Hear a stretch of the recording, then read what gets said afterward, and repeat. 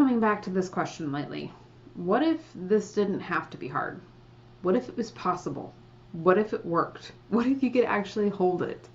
Not force it, not like white knuckle it, just be.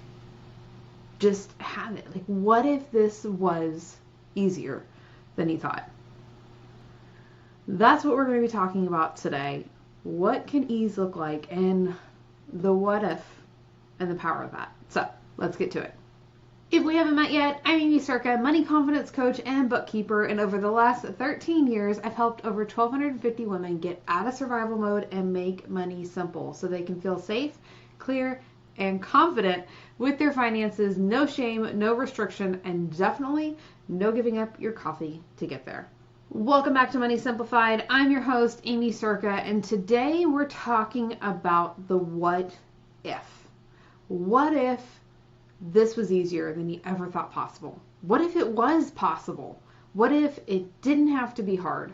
What if it worked?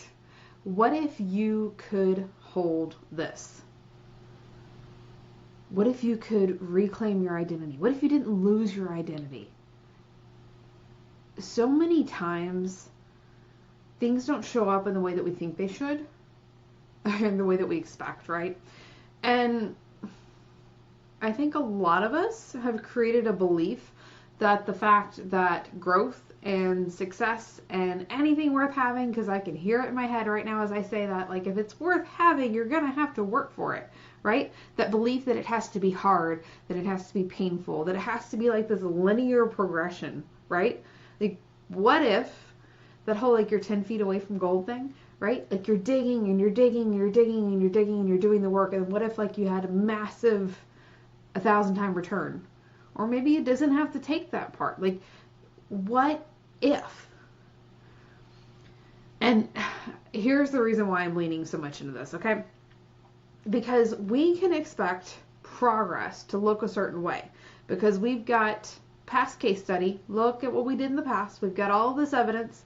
I can pull up the specific names of the way that your nervous system works, the part that's firing in your brain, like every second, looking for, like, scanning, like, hey, do we know this? Do we know this? Do we know this? We have all of this evidence, right?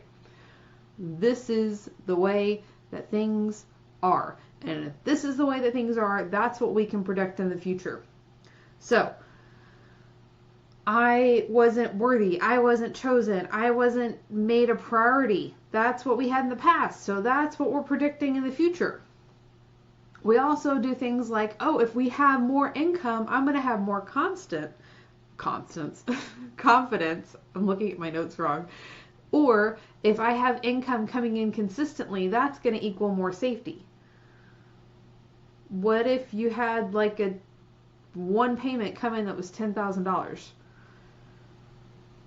as opposed to, oh shoot, I should have picked a different number that I can do math with, like $300 a day. Yeah, it's close enough, right? Well, what if you got the $10,000 payment in one day, like, you would be set. We wouldn't have to have the consistency, right? Because real life doesn't work in these little boxes. We're not computer systems. We're built off of more than ones and zeros, right? Especially as entrepreneurs, especially as heart-centered entrepreneurs. The person listening to this, that's not how life works. And we end up that we feel like just because it doesn't look like the way that we expected it, it's not working. I just got off a coaching call with a client. We had this conversation, and it's a conversation that's coming up in the 30-day Money Magnet Challenge as well. That is still available for purchase. That is going to go away. It's going to go back inside the Unstoppable Experience. So if you haven't grabbed that, I'll put the link for that in the show notes because you can join us. You get lifetime access to the content. But we get so focused on, like, I want to make money through this way. And I know you want to have a $100,000 business, $1 million business, and I'm sure that you will. But if you're doing all the things to be in an energetic alignment with money, you're doing what you're supposed to.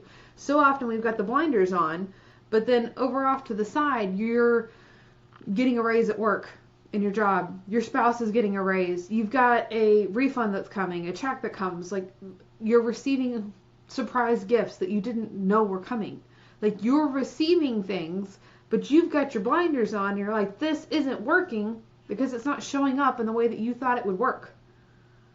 You are universally supported. You are held. You've got this. Like, what if it just came in from a different manner?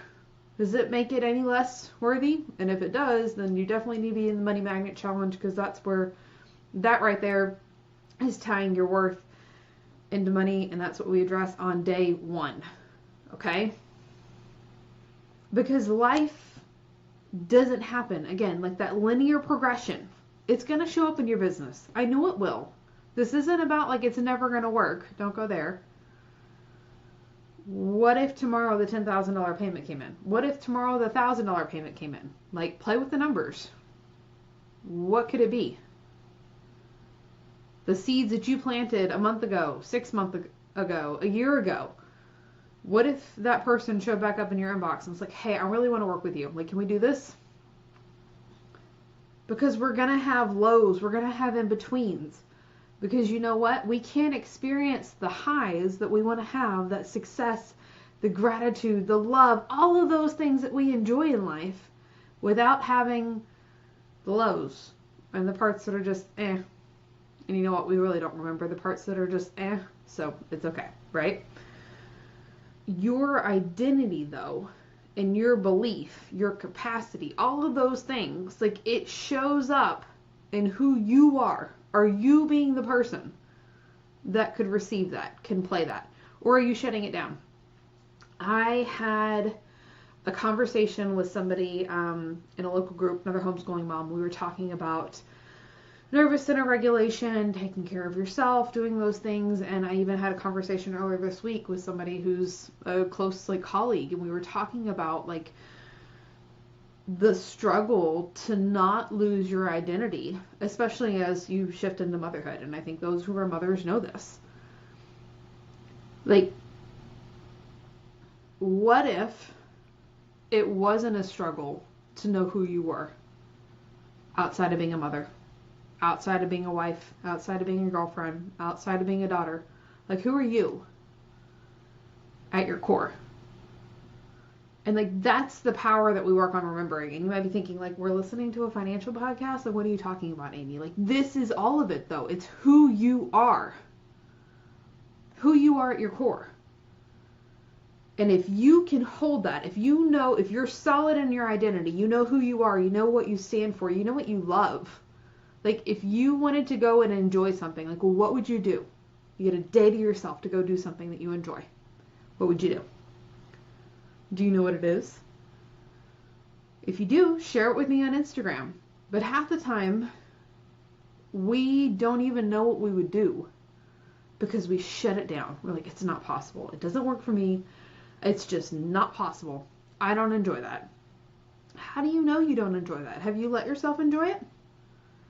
Have you let yourself get a massage? Have you let yourself go to a spa day? Have you let yourself sit in a bubble bath? Have you let yourself go for a hike? All of these different things. How do you know that you don't enjoy them? And I was somebody, we'll use this as an example. I was somebody who would have said I am not a super feminine person. I'm a tomboy. I do all that. If you're watching on the YouTube, you can see, I don't have my nails done. Not my fingernails, at least. I do my toenails. I would have told you that, though. 5 years ago, for sure. Longer than that, definitely. Because that was the identity that I had taken on. But you know what it was? I never... Ooh, feeling emotional now. I did not give myself permission to try that on. To see if it was something that I liked. Because I didn't feel safe enough. And I didn't feel like it was possible for me. And it all started with playing with the what if. What if this wasn't the way it is? What if I enjoyed it? What if I don't? Who cares, right? Couple hours. Try it. Try the thing. Look for the possibility. Because if you go into this self-sabotaging, panicking, or I'm not really going to enjoy it because I don't think it's going to work, or I'm not going to be able to sustain it, Or what if they reject me? We can't hold it. And if you can't hold it, you're not even truly experiencing it.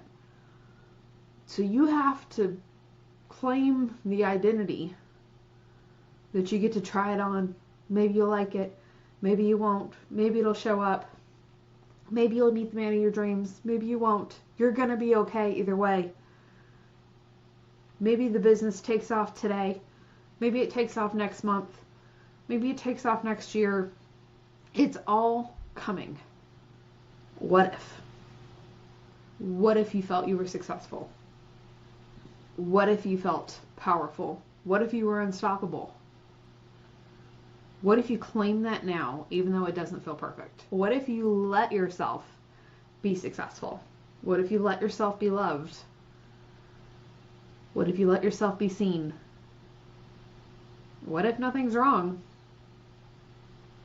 What if this experience is part of your journey?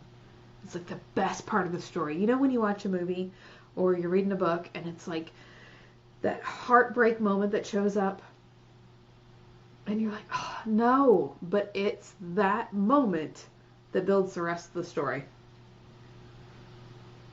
So what if this becomes because of that moment? Because of this specific moment, everything that you ever dreamed of was possible. What if it was closer than you think? We're going to leave it there today. Make sure to stay tuned next week because I've got something exciting and special coming and I can't wait to share and celebrate it with you. As always,